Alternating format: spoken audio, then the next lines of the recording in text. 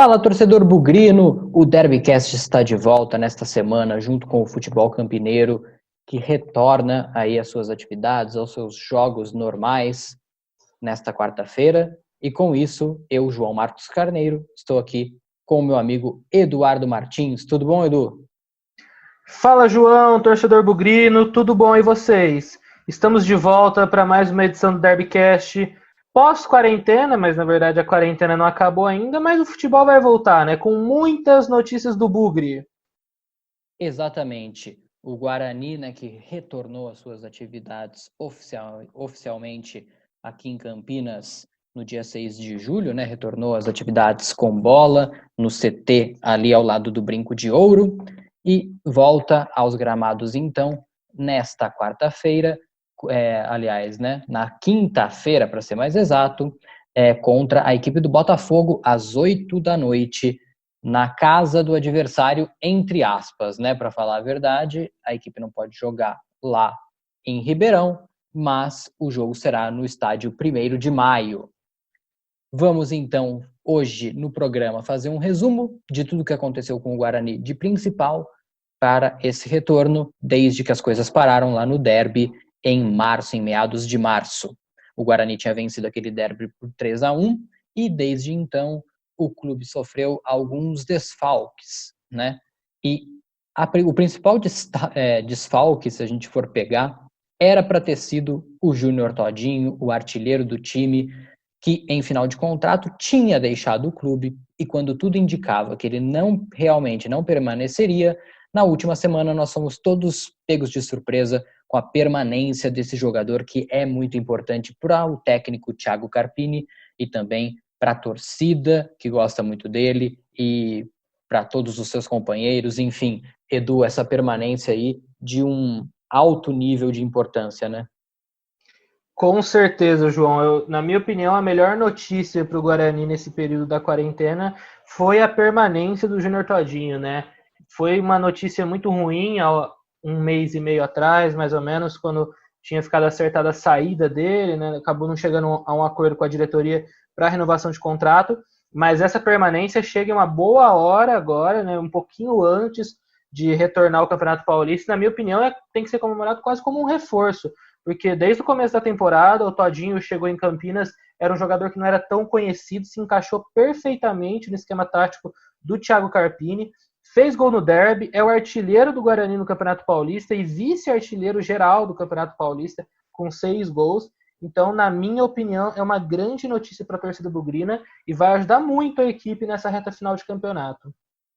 Além dele, né, tinham deixado o clube e esses realmente não devem voltar assim de surpresa, né, o lateral esquerdo Thalisson, que foi também muito importante no derby, fez o gol da virada ali no finalzinho do segundo tempo, também em fim de contrato foi jogar no Azerbaijão, foi para longe esse daí. O atacante Juninho, que também fez gol no derby, olha só, os caras todos que fizeram gol no derby vazaram, mas o Todinho Todos voltou. tinham saído, mas Todinho voltou, né? Exatamente. Ele foi devolvido ao Sport. O Leandro Almeida, zagueiro, que estava sendo titular nas últimas rodadas, não entrou em acordo com a diretoria e também deixou o clube, assim como o zagueiro Vitor Mendes, que estava emprestado ao Atlético Mineiro e retorna ao Clube Mineiro. E, para terminar a lista de saídas, o Meia Badi, que teve poucas oportunidades nessa temporada. Esse eu acho que talvez seja um dos que menos vai deixar saudades, vamos dizer assim. Então, João, eu quero comentar um pouquinho sobre essas saídas do Guarani. Eu acho que assim, a saída que vai ser mais sentida é o Thalisson, né? Jogou muito bem o derby, não só o derby, outras partidas do Campeonato Paulista, desde que chegou ano passado, né, no meio da Série B, chegou no Guarani num momento complicado, acabou tomando conta da posição. No começo de ano, começou o ano com problemas de lesão, aí o Bidu assumiu a posição, o Bidu entrou muito bem. E depois o Thalisson entrou no lugar do Bidu quando o Bidu teve um problema físico e estava muito bem. Então eu acho que assim, o Thalisson vai fazer falta, mas tem um jogador lá que está pronto para ser titular da equipe, que é o Bidu, né? Que na minha opinião também é um lateral esquerdo muito promissor, que tem muito a oferecer ao Guarani, renovou o contrato recentemente, inclusive, né? Então eu acho que assim, o Guarani vai sentir a saída do Thalisson, mas tem um jogador no elenco que vai substituir ele à altura, ou talvez até melhor.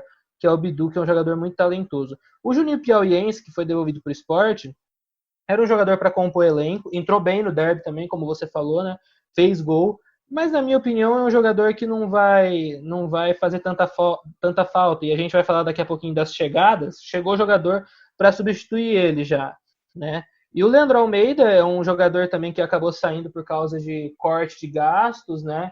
Nesse momento muito difícil da economia mundial provocado pela pandemia.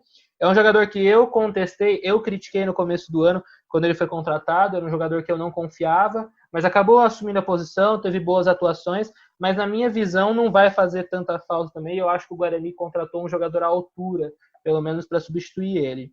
E o Vitor Mendes jogou muito pouco, né? Chegou emprestado pelo Atlético Mineiro, era um jogador promissor, é um jogador promissor da base do Atlético Mineiro, mas acabou não encontrando tanto espaço. E o Badi é mais um que veio ano passado, nunca conseguiu se firmar, as oportunidades que teve como titular não aproveitou e o contrato dele acabou se encerrando, não foi renovado. Na minha opinião, também não vai fazer falta. O que você acha, João, dessas saídas? Eu concordo, basicamente com você. Eu acho que assim, se o Todinho realmente tivesse saído, essa teria sido a unanimidade na questão de que vai fazer falta, com certeza. Com No certeza. caso do Thalisson, sim, ele jogou muito bem o derby, mas, por exemplo, se ele não tivesse jogado, ele só jogou, na verdade, porque o Bidu tinha sentido uma lesão. Então, ele já não seria titular. Ele já tinha perdido a posição para o Bidu. E tem a questão também de que o Bidu tinha jogado bem quando teve a oportunidade. Então, na minha opinião, lógico, seria excelente poder contar com o Thalisson também, até porque o Bidu não vai jogar todas, né? Ainda mais nesse período em que as partidas devem ser ainda mais próximas uma das outras, ter um elenco qualificado ajuda bastante. Mas como tem o Bidu lá, você precisa ter pelo menos 11 jogadores que deem conta do recado, você tem um jogador para essa posição.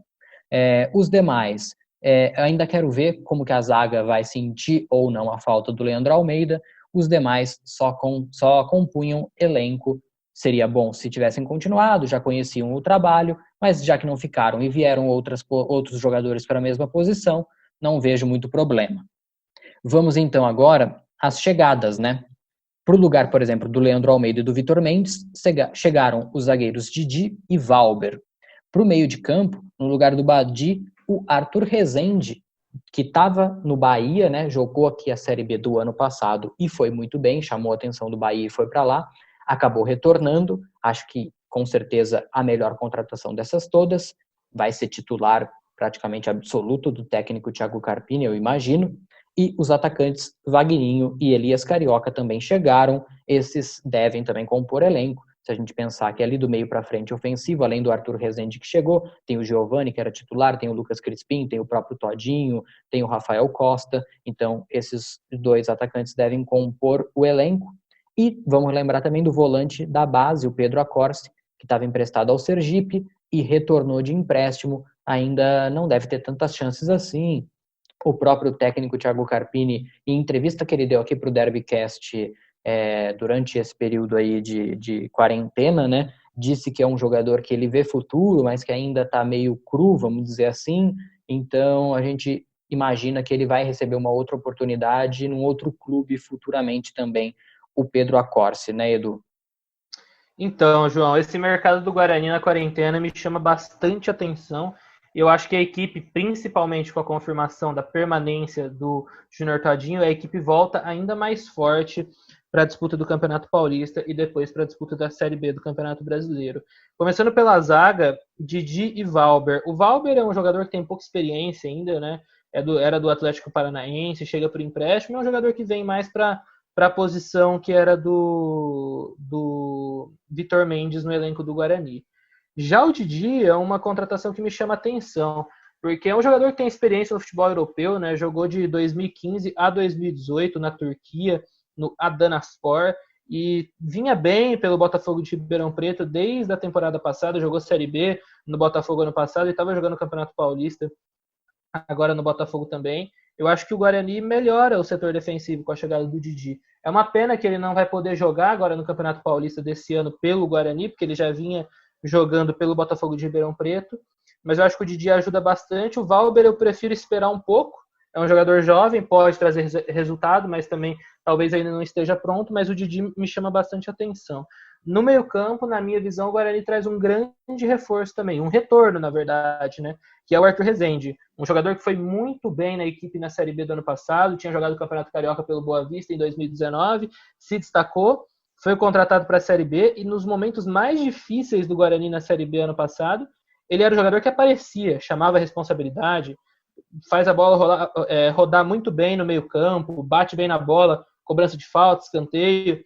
Então eu acho que é um jogador que vai agregar muito ao elenco agora, vai ficar uma disputa bem interessante ali no meio-campo, porque você tem ali para jogar de segundo e terceiro homem no meio-campo. Você tem Igor Henrique, você tem Eduardo Persson, você tem o Crispim, que chegou a jogar um pouquinho mais recuado, e você vai ter o Arthur Rezende agora também, sabe? E eu acho que dá para encaixar os melhores tranquilamente ali. Então acho que fica bem interessante essa chegada do Arthur Rezende para o Guarani agora também. E o Vagninho e o Elias Carioca, duas opções foram contratadas para o ataque. Eu acho que podem ser uma boa também. Porque a gente olha a lista de saídas, né? E saiu o Juninho Piauiense. E chegou dois. Saiu um, chegou dois. O Vagninho e o Elias Carioca. O Vagninho era um jogador que estava na Ásia, na Coreia do Sul. Teve boas temporadas lá, números interessantes pela equipe que ele jogava lá. E o Elias Carioca estava no Atlético Paranaense, havia jogado no Santa Cruz, já teve pouco espaço no Atlético Paranaense. São jogadores para compor elenco. Eu acho que assim, não pode exigir tanto deles na questão de tipo, ser titular, entrar, decidir, mas para compor elenco, jogador de segundo tempo e tal, eu acho que podem ser úteis. E o Pedro Accorsi, como você falou, né, João? Ele estava emprestado para o Sergipe, retorna, mas eu acredito que vai ser difícil dele ter espaço. É um jogador muito jovem ainda, que nem o Carpini tinha comentado com a gente na entrevista que ele deu, né? Não está tão pronto ainda, então acredito que ele vai ter um pouquinho mais de dificuldade para encontrar espaço na equipe. Eu até comparo um pouco a situação, por exemplo, do Vagninho e do Elias Carioca com até o Todinho, que eram jogadores não tão conhecidos assim. O Todinho chegou, deu muito certo, pode acontecer com eles também, né? E o técnico Thiago Carpini, se aprovou essas contratações, é porque ele acredita no potencial desses jogadores. Então, acho que vale também a gente colocar confiança nessas novidades, porque o treinador, que faz um ótimo trabalho, aprovou, pediu a contratação deles. Eu tava dando uma olhadinha aqui nos números do Vagninho, né? Em 4 temporadas na Coreia do Sul, ele marcou 28 gols. Na minha visão, são números interessantes. Antes disso, ele tinha jogado 2 anos pelo Oeste, e 1 ano pelo Mojimirim e 1 ano pelo São Vicente, aqui no futebol brasileiro, né? E fazia gols também. No Oeste, nos 2 anos de Oeste, ele fez 10 gols. Não são os melhores números, mas são números, pelo menos para um jogador para compor elenco, que eu acho interessante. É um jogador que teve bons números também jogando fora do Brasil. Acho que vai ser interessante para compor elenco. Então, só para completar, João, desses reforços do Guarani agora para esse retorno de Campeonato Paulista, né? Todos estão regularizados já. Só o Didi que não pode jogar, porque ele já havia jogado pelo Botafogo, né, o campeonato estadual, mas Valber, Arthur Rezende, Elias Carioca e Júnior Todinho estão liberados, todos registrados no boletim informativo diário para esse retorno de campeonato. Perfeito. O Guarani, que é o sexto na classificação geral e segundo no grupo D, tem 16 pontos, um a menos que o líder Red Bull Bragantino, né, que portanto tem 17, e 5 na frente do Corinthians, que tem 11, e a Ferroviária também tem 11 em quarto lugar. E aí, o que pode acontecer é o seguinte: tanto a Ferroviária e o Corinthians jogam na quarta, o Guarani joga na quinta. Se os dois empatarem ou perderem os seus jogos, tem que ser os dois, tá? Não podem vencer. Exatamente. Não somar os 3 pontos. Os dois. O Guarani entra quinta-feira em campo, independentemente do seu resultado contra o Botafogo, já classificado. E aí o que vai valer pro Bugre é tentar correr atrás do Bragantino, contra o Bragantino, pela primeira posição. Então é uma situação até que, lógico, para o treinador, para os jogadores, não vai fazer muita diferença, né? A equipe vai entrar para ganhar de qualquer forma.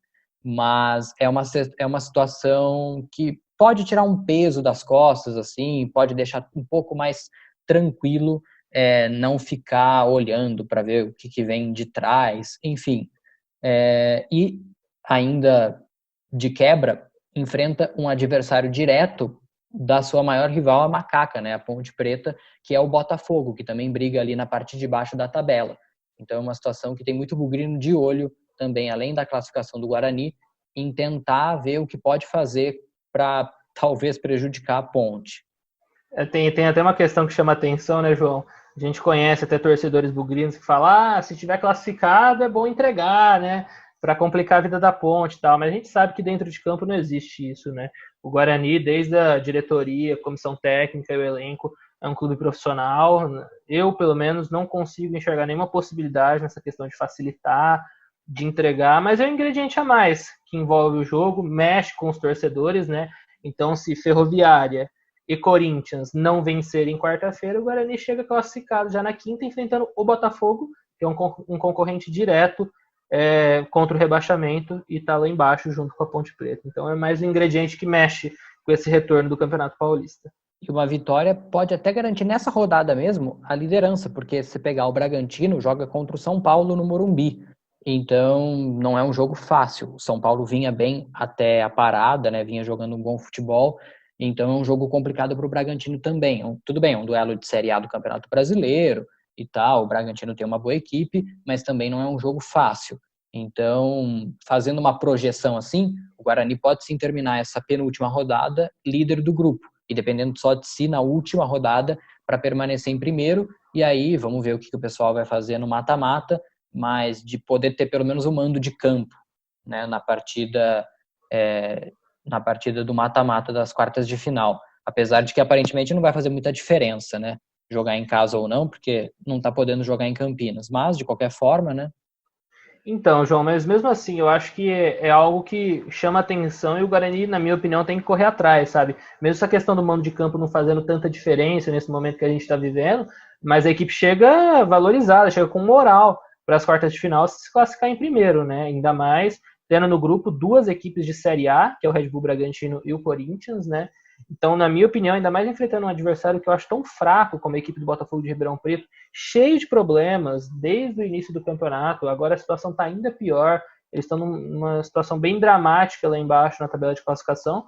O Guarani, na minha visão, tem que aproveitar e tem que conseguir os 3 pontos desse jogo, porque o Guarani é melhor que o Botafogo. Edu, você tem aí datas, horários, estádios, enfim, tudo sobre essas duas últimas partidas do Bugre? Temos sim, João. Vamos lá, torcedor. O Guarani volta a campo nessa quinta-feira, dia 23, às 20 horas, diante do Botafogo de Ribeirão Preto, mas não será em Ribeirão Preto por causa da pandemia. O jogo será no estádio 1º de maio, em São Bernardo. E pela última rodada da primeira fase do Campeonato Paulista, o Guarani enfrenta o São Paulo. E o jogo, infelizmente, também não poderá ser em Campinas por causa da pandemia. Ficou decidido que o jogo será na Vila Belmiro, em Santos. Então, Guarani e São Paulo no próximo domingo, dia 26 de julho, às 16 horas, na Vila Belmiro. Interessante, hein? É interessante ver, né, os times indo jogar em estádios diferentes, enfim. Aí acho que até já... um pouco estranho, né, João? Porque, assim, nunca imaginei o Guarani mandando um jogo na Vila Belmiro, né? Inclusive, não tenho a informação se isso já aconteceu na história. Talvez tenha acontecido há muito tempo atrás. Mas será interessante ver os times em novos lugares, infelizmente longe do torcedor, infelizmente longe da própria casa. Mas é uma experiência que todos terão que passar, né, por esse momento difícil que a gente está vivendo da pandemia. Então é isso. Eu quero muito agradecer a você, Edu, agradecer a toda a torcida bugrina que esteve com a gente no programa de hoje. E assim a gente termina o Derbycast desta terça-feira. Um bom retorno aí ao Bugre e boa sorte ao time contra a equipe do Botafogo de Ribeirão Preto. Um grande abraço a todos e tchau! Aproveite, torcedor. Demorou, mas o futebol voltou. Ainda não nas melhores condições, mas está de volta nesse meio de semana. Um abraço, torcedor bugrino. Boa partida. Um abraço.